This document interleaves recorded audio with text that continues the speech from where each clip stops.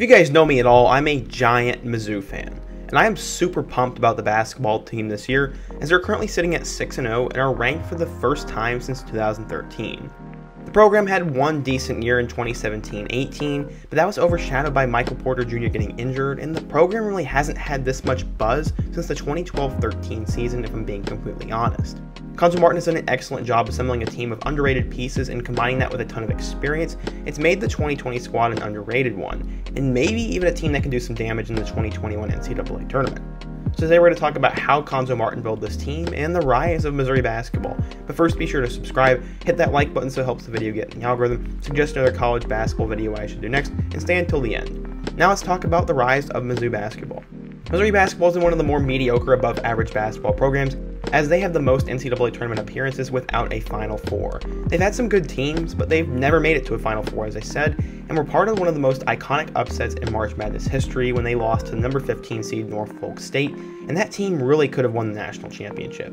They've had some great coaches such as Norm Stewart, Mike Anderson, Quinn Snyder, and Frank Haith, but then we made a hire that put the program in the hole for years. His name was Kim Anderson, and he came from Central Missouri, and he was the worst hire of the 2010 decade. And if you don't believe me, there is actually an article out there ranking the worst hires of the decade, and Kim Anderson came in at number 1. He never won over 10 games, and they were just pathetic when he was there, and I lost complete interest in Mizzou basketball, and most fans did as well, to be honest. But then they went out and got Cuonzo Martin and changed things immediately. They landed the Porter brothers, which included Michael Porter, who was a 5-star recruit and kind of a generational guy, plus his brother Jonte Porter, who was a 5-star in the next year's class, reclassified and joined him, and both those guys came to Mizzou. They flipped big-time borderline 5-star recruit Jeremiah Tillman from Illinois, and signed 2 more 4-stars in combo guard Blake Harris and shooting guard CJ Roberts. Plus, they got one of the best grad transfers in the country in Cassius Robertson, and they are also in the Final 5 for Kevin Knox. He changed things immediately, but was it just going to be hype? The Tigers had a lot of it, but then Michael Porter had a mysterious back injury, and they played with a limited number of guys throughout the year. Cassius Robertson, Jordan Barnett, and Kevin Puryear led Mizzou back to the NCAA tournament as they kind of coasted on fumes to the end, but they would get back and earned a number 8 seed in the Big Dance. But then Jordan Barnett made an off-the-court mistake and was ruled out for their NCAA tournament game. Michael Porter had came back, but the chemistry just wasn't there and he wasn't fully healthy. And the Tigers lost to Georgia in the first round of the SEC tournament, then lost to Florida State in the first round of the NCAA tournament by way of a blowout, and that game I was actually at, and that was tough.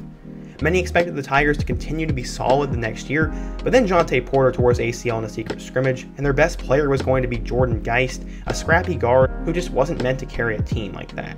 The season ended up becoming a wash, but Xavier Pinson, Mark Smith, Jeremiah Tillman, Javon Pickett, and Mitchell Smith would all get valuable playing time, and they're going to be the young core of the future. Going into the 2019-20 season, many did not think Mizzou would be an NCAA tournament team, but they expected them to compete and at least be in the thick of it in the SEC.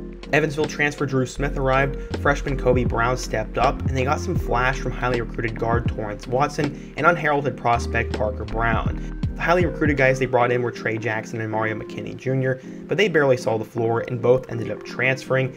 But Parker Brown began to show some flash on the court, and fun fact, his brother is Christian Brown for Kansas, but that Mizzou core had finally developed and they had shown some flash for the future. The 2020 team was picked to finish near the bottom of the SEC, I believe it was 10th, but everyone knew that they were a super experienced team. They were all finally healthy and had a chip on their shoulder, and that Cuonzo Martin's a pretty solid coach. Led by Xavier Pinson, Mark Smith, Jeremiah Tillman, Drew Smith, Kobe Brown, Mitchell Smith, Javon Pickett, and grad transfer Drew Buggs, I personally expected the Tigers to make some noise this year and be a team that was in that 8 to 11 seed range. Mark Smith and Jeremiah Tillman are finally healthy, and Mark has shown why he's one of the best players in the SEC, and is a guy who can shoot the lights out if he gets a chance. They began the year with a win over Oral Roberts, which is not impressive, but then they had a test against number 21 Oregon. Mizzou ran that entire game and held off a late comeback by the Ducks, and they got a top 25 win, and this was huge because Mizzou usually loses these non-conference games. I was shocked, but also very happy. They would then have a road game against Wichita State, and it may not be the same Greg Marshall shockers that they usually are, but they still won the game by 10, and the head started to turn. They took care of a Liberty team that will likely make the NCAA tournament. Then I really started to think that Mizzou basketball was legit, but then number 6 Illinois was coming to town, and they're the team that I thought was going to win the national championship this year, so I was like, I don't know how this is going to go. Mizzou played very well, and the game was close. There was a questionable call on Kofi Coburn, and DeSumo's half-court shot rimmed out, and Mizzou would win that game, and they would jump into the AP poll for the first time since 2013, and more importantly, they got one of the most impressive wins of the 2020 season so far. Then came the Bradley game.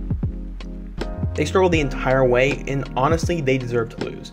But this showed what kind of team Mizzou was, as Bradley missed free throws and they capitalized as Jeremiah Tillman hit an incredibly difficult and one layup to win the game, made the free throw, deflected the ball a couple times, and escaped with a 1-point win. Mizzou is now 6-0 and will have a matchup with number 8 Tennessee this Wednesday.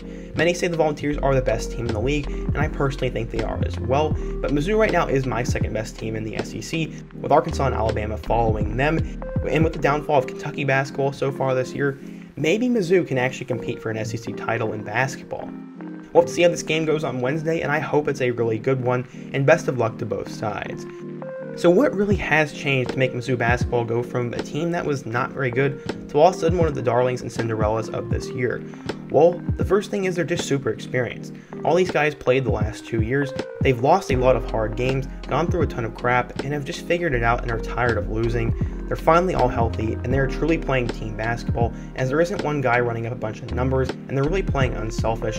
The one thing that does concern me is their three-point shooting has not been spectacular this year outside of Mark Smith, and the Bradley game was very worrisome, but Bradley's a good team, and 5 of the 6 teams that they have beat have a real chance to be in the NCAA tournament. Wichita State is kind of iffy, but with how bad the American is this year, Wichita could easily make a run, and Mizzou just has one of the best resumes in the league, and according to bracketologists, they're a top 6 seed everywhere. I'm so happy for this Mizzou squad, and I hope they can get a top 5 seed, and maybe even win the SEC. But more importantly, I don't want this to be a one-season thing. I'd love for them to bump up their recruiting, have Cuonzo Martin finally hit some rhythm, and really, I want them to be a perennial tournament team, and just to enjoy the success of the program. If you're a die-hard Mizzou basketball fan like I have been, the Kim Anderson era was very tough, the stuff that happened with Frank Haith was very difficult, and that loss to Norfolk State was just heartbreaking, and we all deserve a chance for this team to be good again, and I am really pumped for Mizzou basketball, and hopefully the Tigers will be a team that can compete in the SEC for years to come.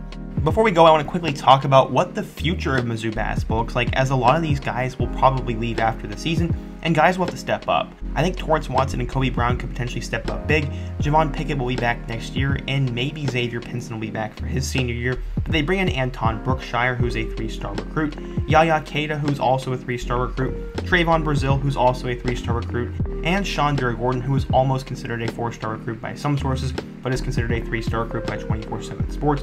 And finally, they have a shooting guard by the name of Caleb Brown, who currently has no stars. Based on the look of that, you would not think very highly of it, but a lot of these guys who are making up the core of Mizzou's roster right now were under-recruited guys, and I think these kids will make an impact later on, and I'm definitely really curious to see how this will all play out.